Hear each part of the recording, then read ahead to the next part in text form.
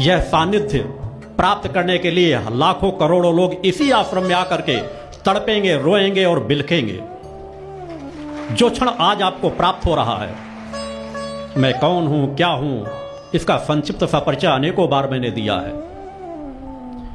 मैं सिर्फ आपका हूं। उस परम सत्ता ने मुझे सिर्फ आपके जीवनों में परिवर्तन डालने के लिए भेजा है। मानव जीवन का हो रहा सतत पतन, जो आज केवल देश ही की बात नहीं है, पूरे विश्व की मानवता का सतत पतन हो रहा है।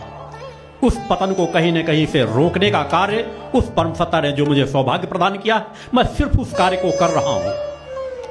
और उस कार्य के लिए मैंने जितना घनिष्ठ रिश्ता मैंने उस परम सत्ता से परम सत्ता ने जोड़ रखा है, जिस पर अंश मात्र भी मैं कभी जंग नहीं लगने देता, जो कड़ी उस परम सत्ता से जुड़ी हुई है। जितनी व्याकुलता, जितनी तड़प, जितनी जो एक भक्ति परम सत्ता ने मुझे दे रखा है, जो तड़प उस परम सत्ता के प्रति बनी रहती है, उसी भाव, उसी तड़प, उसी वेदना को लेकर के मैंने आपसे अपने संबंधों को जोड़ा है।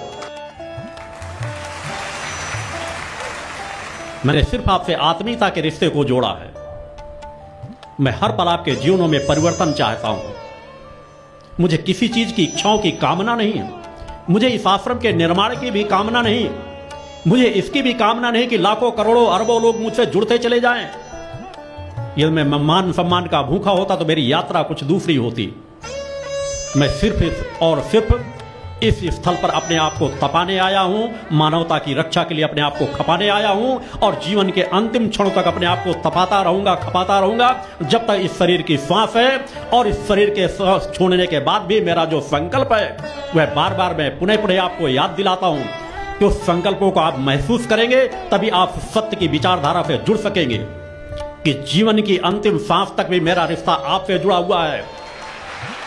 और जहां मैं इस पवित्र धाम पे जहां आप बैठे हैं, जिसमें उस परम सत्ता माता आदि सत्यजनी जगदम्बा की स्थापना होना है, जहां पर माता आदि सत्यजनी जगदम्बा की हर पल कृपा बरसेगी, वहां पर मैंने अपने जीवन को सदा सदा के लिए स्थापित किया है।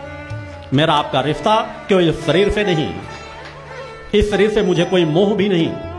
यह शरीर मेरे के लिए कोई मायने भी नहीं रखता।